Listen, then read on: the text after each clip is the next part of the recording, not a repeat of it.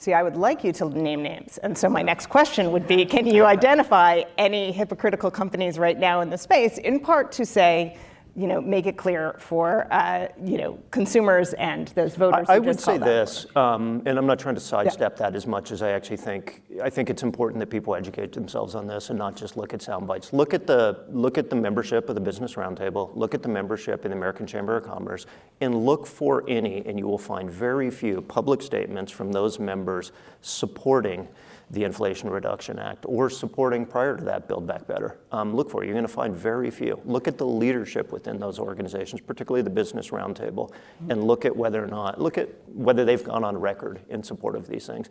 Also, I would encourage you to check the dates they might have gone on record. The week before is a little different than when the momentum is being built. Got it.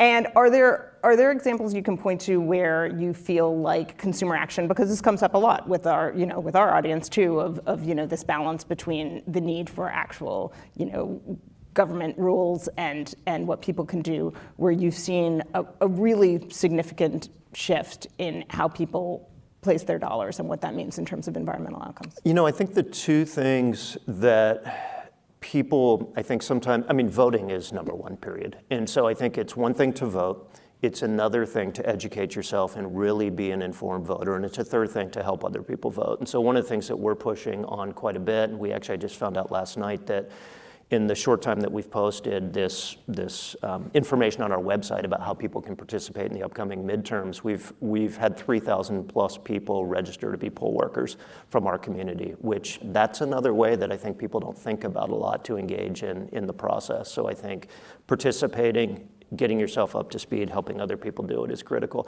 I think the other thing that people often overlook is individual employees, is how much influence they can have on the companies that they work for.